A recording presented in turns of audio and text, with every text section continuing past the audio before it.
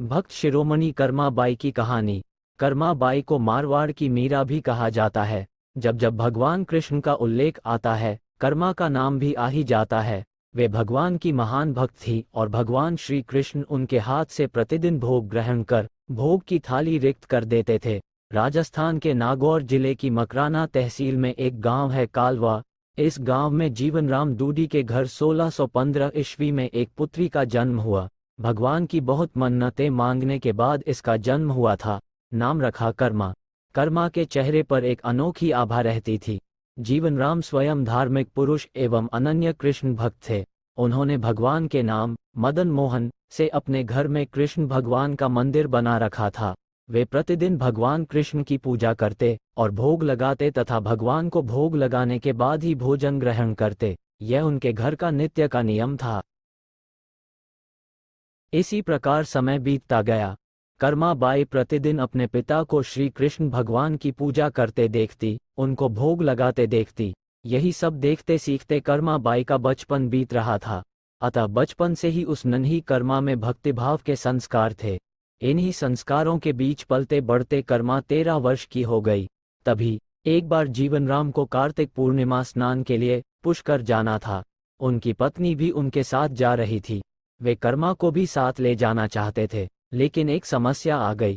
उनकी अनुपस्थिति में भगवान को भोग कौन लगाता। इसलिए उन्होंने कर्मा को ये जिम्मेदारी सौंपी और बोले, पुत्री, हम दोनों पुष्कर स्नान के लिए जा रहे हैं। तुम सुबह भगवान को भोग लगाना और उसके बाद ही भोजन करना। कर्मा ने ये जिम्मेदारी सहर्ष स्वीकार कर ली।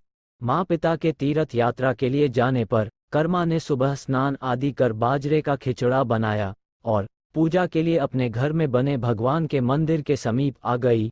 भोग की थाल भगवान के सामने रखकर हाथ जोड़कर बोली, हे प्रभु, भूख लगे तो भोग लगा हुआ है, आप भोग ग्रहण कर लेना, तब तक मैं घर के और काम कर लेती हूँ। इसके बाद वह काम में जुट गई। बीच बीच में वह थाली देखने आती, लेकिन भगवान ने खिचड़ा नहीं खाया था। बहुत देर होने के बाद भी जब भगवान जी ने भोग ग्रहण नहीं किया तो उसे चिंता हुई कि क्या पता भगवान जी को खिचड़े में स्वाद ना आ रहा हो, इसलिए ग्रहण नहीं कर रहे। इसमें घी की या गुड़ की कमी रह गई क्या। फिर जाकर उसने और गुड़ व घी मिलाया और वहीं बैठ गई।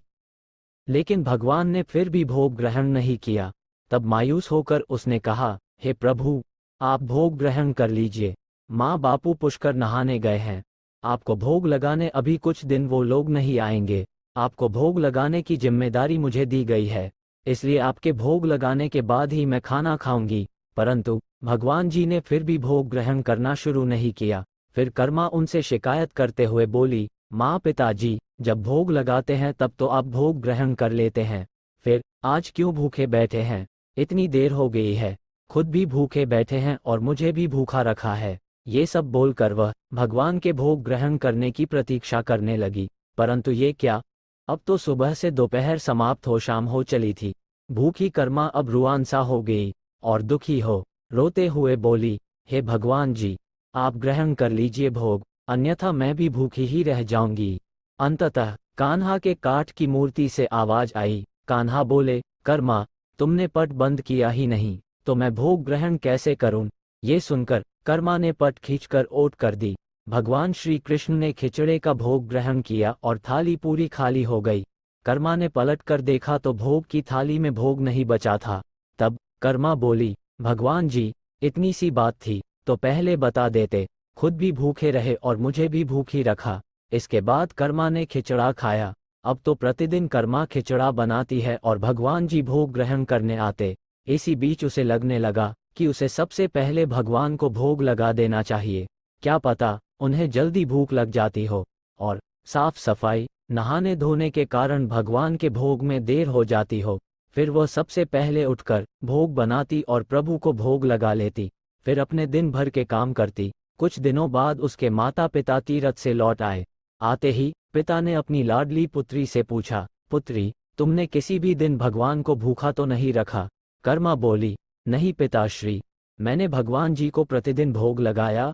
फिर जब माँ रसोई घर में गई तो देखा जाते समय तो गुड़ का मटका पूरा भरा था, अब खाली कैसे हो गया। उन्होंने कर्मा को बुलाया और पूछा, पुत्री, गुड़ कहाँ है। कर्मा ने बताया कि रोज भगवान कृष्ण उसके पास आते और खीचड़े का भोग ग्रहण करते, कहीं मिठास कम न हो जाए, इसलिए खीचड़े में गुड़ कुछ ज्यादा डाल दिया। उसने पहले दिन हुई परेशानी के बारे में भी बता दिया। कहा, भगवान जी ने बहुत देर तक ग्रहण ही नहीं किया था भोग, फिर पट बंद करने पर किया। ये सुनकर माता पिता चकित रह गए। वे जिन ईश्वर के आशीर्वाद हेतु इतनी दूर तीर्थ यात्रा पर गए थे, जिन्हें पाने के लिए लोग न जाने क्या क्या करते हैं, कहाँ कहाँ ढूंढते हैं, वे भगवान उनकी बेटी के हाथ से उनके घर में खीचड़ा खाते हैं। ये कैसे संभव है? उन्हें चिंता भी हुई कि बेटी बावली तो नहीं हो गई है। ये भी सोच लिया कि क्या पता कर्मा ने ही पूरा गुड़ खा लिया हो। इस पर कर्मा ने कहा, अगर आपको यकीन नहीं है तो कल देख लीजिए, मैं खुद भगवान को भोग लगाऊंगी। इस आश्चर्य से वे रात भर सो नहीं पाए। दूसरे दिन कर्मा ने खिचड़ा बनाया और मंदिर में भोग की थाली रखकर पट बंद कर दिया और बोला, हे भगवान जी, ये लोग नहीं मान रहे कि मैंने आपको ही गुड़ घी खिलाया है, अब आप भोग खाकर स्वयं सिद्ध कीजिए। भक्त की पुकार सुन भगवान को आना ही था और कान्हा खिचड़ा खाने आ गए। जब पट खुला तो जीवन राम और उनकी पत्नी आश्चर्यचकित थे कि भोग की थाली में भोग बचा ही नहीं है। फिर कर्मा का जीवन प्रतिदिन भोग लगाते ही निकला। जब उनके माता पिता नहीं रहे तब वे एक दिन अपने कान्हा की मूर्ति साथ लेकर तीर्थाटन के लिए निकल पड़ी, परंतु भगवान की कृपा से उन्हें हर दिन खिचड़ा बनाने के संसाधन मिल ही जाते और वे प्रतिदिन कान्हा को खिचड़ा खिला लेती। तीर्थाटन करती हुई देवी कर्मा भगवान जगन्नाथ की नगरी पहुंच गई और वहीं रहने का मन बना लिया। वहां भी रोज भगवान को खिचड़े का भोग लगाती और पट बंद कर देती। भगवान भी प्रतिदिन उनके भोग को ग्रहण करते। जिस दिन उन्होंने पहली बार जगन्नाथपुरी में खिचड़ा बनाया, उसी दिन उनके पास से जा रहे एक बालक ने उनसे कहा, माता, घी की बड़ी अच्छी सुगंध आ रही है, क्या भोजन बचा है? देवी कर्मा ने कहा, हाँ बालक, बचा है, तुम बैठो, मैं तुम्हें देती हूँ। ये कहकर देवी कर्मा ने उस बालक के लिए भी खिचड़ा लगा दिया। बालक पूरे मन से स्वाद लेकर खा रहा था। देवी कर्मा को ये देखकर सुख की अनुभूति हो रही थी। उस बालक ने खाते खाते पूछा, माता, क्या मैं कल आऊंगा तो भी मुझे खिचड़ा खिलाओगी? ये सुनकर देवी कर्मा मुस्कुराई और बोली, हाँ पुत्र, तुम यदि प्रतिदिन आओगे तो मैं प्रतिदिन तुम्हें खिचड़ा खिलाऊंगी, तुम निसंकोच आना। ये सुनकर बालक प्रसन्न हुआ और प्रतिदिन देवी कर्मा के पास खिचड़ा खाने आया करता था। एक दिन जब वह बालक खाना खाकर जा ही रहा था, तभी उसने देखा कि एक साधु बाबा वहां आकर देवी कर्मा से कह रहे थे कि, हे देवी, आप बहुत धार्मिक महिला हैं, भगवान को प्रतिदिन भोग लगाकर खाती हैं, परंतु इन सब के भी नियम होते हैं। आपको बिना नहाए ऐसा नहीं करना चाहिए। आप तो भगवान की परम भक्त लगती है, सो हे देवी, प्रतिदिन साफ सफाई करने के बाद नहा धोकर ही भगवान का भोग बनाया करें और लगाया करें। ये सुनकर देवी कर्मा ने उनको हाथ जोड़कर प्रणाम किया और कहा, जी साधु बाबा, आप जैसा कह रहे हैं मैं वैसा ही करूंगी, मैं इस बात से अनभिज्ञ थी। फिर साधु बाबा वहां से चले गए।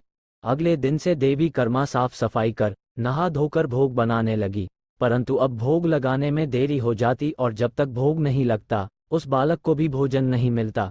बालक आकर माता से कहता, माता, देर हो रही है, भूख लगी है, भोजन दो। माता कहती, थोड़ी देर रुक जा लल्ले, मैं दे रही हूँ।